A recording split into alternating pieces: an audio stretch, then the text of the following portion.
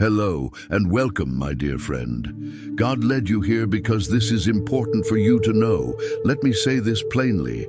There are people who go through a hard season, and then there are those who look back and realize it wasn't just a season, it was their whole story for a while. If that's you, this message is for you. In Romans 5:3-4, it says that tribulation produces patience, patience produces character, and character produces hope. Heaven has never treated your pain as random. It has always treated it as ground where something was being formed within you. Chosen ones are not simply those who believe in God. They are the ones who stayed with God when it felt like nothing was staying with them. There is a difference between saying, "I had a bad week," and saying, "I have sat with God in hospital rooms, empty bank accounts, broken friendships, and silent prayers that felt like they hit the ceiling and fell back onto my chest." You didn't just go through something hard, you went through it with Him, and that changed what it did to you. Most people, when life becomes too heavy, choose one of two roads. Their heart hardens, or their hope dies. But you kept doing this strange, stubborn thing. You kept talking to God anyway. You kept showing up when you had no idea why you were still showing up. It wasn't pretty. It wasn't poetic. There were nights when you were angry, confused, and exhausted by your own faithfulness. You said, "God, I don't understand you right now."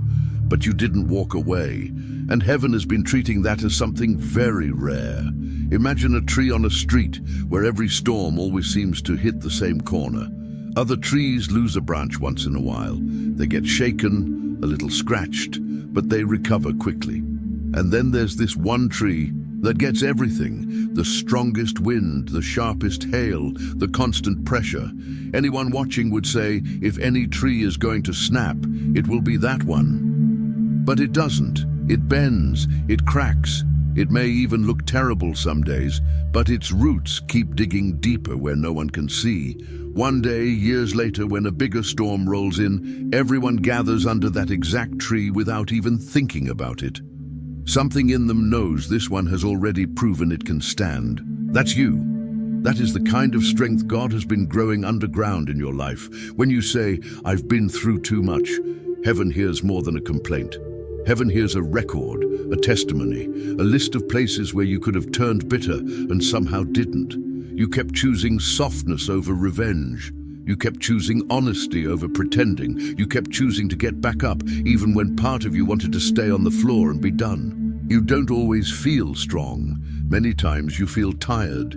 But strength in the kingdom doesn't always look like flexing. Sometimes it looks like getting up and washing your face after crying on the bathroom floor. It looks like telling the truth when a lie would be easier. It looks like loving more carefully instead of shutting your heart down completely. Chosen ones carry this rare kind of strength because they let God into the places that were too much. Anyone can say God is good when the bill is paid, the diagnosis is clean, and the relationship is happy. But you whispered, "God, stay with me," over a sink full of dishes, with a knot in your chest, and no idea how next month would work. You said, "I trust you," with tears in your eyes and no guarantee of how the story would end. And while you felt like you were barely surviving, God was doing something precise inside you. He was stretching what your soul could hold. He was teaching you how not to break under weight. He was preparing you so that when people lean on you later, you won't collapse under the first pressure. This is why people already come to you without knowing why. They talk to you about their worst days, even if you're not the oldest or the loudest in the room. They can't explain it, but they sense it. They sense you've been somewhere they're afraid of. They sense you've sat with questions that would crush them. They sense you've walked with God in places they only know as nightmares. And because you went there with Him, your presence now carries something that cannot be faked. You are not just kind. You are not just strong. You are someone whose life has been tempered like metal in fire. Others were shaped by comfort.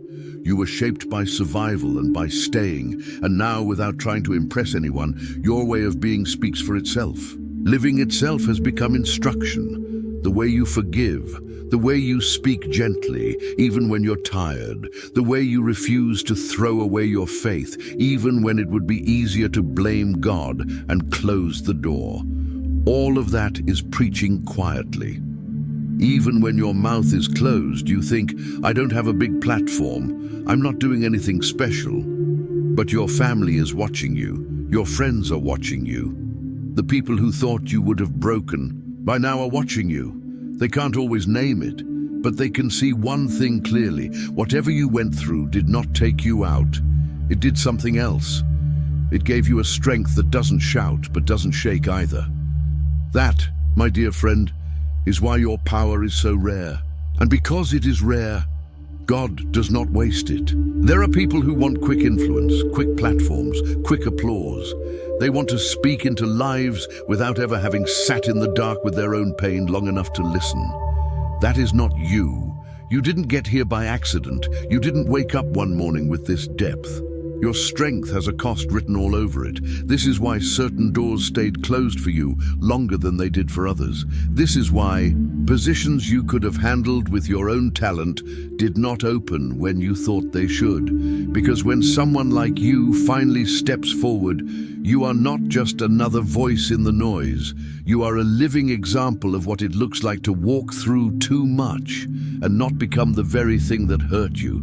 There are people in your life right now who don't listen to sermons, who scroll past verses, who shut down the moment anything starts sounding religious, but they are watching you. They are watching how you respond under pressure. They are watching what you do when you are disappointed. They are watching whether your kindness is real or just a performance. And slowly, without you forcing anything, their hearts are learning. This is another way to live. This is another way to carry pain without passing it on. That is why the enemy fought you so hard in certain seasons. Not just to wear you down, but to convince you that your story is useless, that your scars are random, that your battles were for nothing.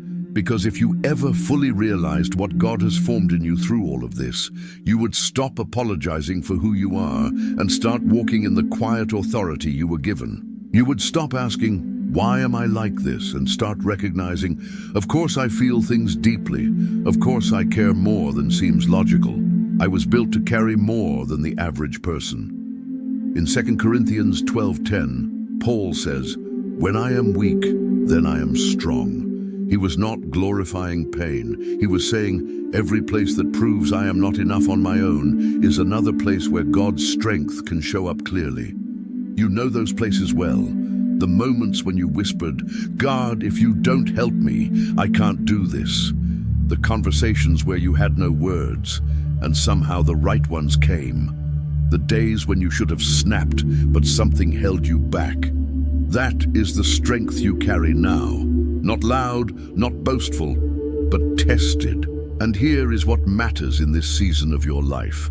You do not have to pretend it was no big deal. You do not have to erase your story so others don't feel confronted by their own avoidance. You can honor what you walked through without turning it into a personality, without becoming the pain, without letting it define you. You don't have to keep living as a victim. You can let your story be what it truly is. Proof that God did not leave you. Evidence that you are capable of more than you think, and training for what you are about to carry next. Make no mistake, this kind of strength is preparation. Preparation to lead when others are overwhelmed. Preparation to remain steady when headlines scream panic. Preparation to love people who are still in the place you once begged God to deliver you from, and you will recognize them when you see them. The ones with tired eyes and brave smiles, the ones who joke a little too quickly to hide the ache, the ones who say, I'm fine, but linger when everyone else goes home. You won't have to preach at them. You won't have to prove anything. Your presence will do what trees do in storms. It will simply stand. And loudly, without words, it will say, I've been through winds like this. You can stand too. So if you've ever wondered, why did I have to go through all of that? Hear this, none of it was random. None of it was wasted. God has been forming in you a strength that is calm, a strength that is kind, a strength that does not need to shout to be real. The world has plenty of loud power. What it is starving for is the rare kind of power you carry now. And whether you fully see it yet or not, heaven already does. The people closest to you are beginning to see it as well. In the days ahead, you will look back on even the hardest chapters and realize they were not just your breaking points. They were the forging fire for the rarest strength God could trust someone with. Thank you for taking this journey with me. If this message spoke to you, please like the video and share it with someone who may need it. Don't forget to subscribe and continue your journey by watching one of the videos on your screen that resonates with you most. I'll see you there.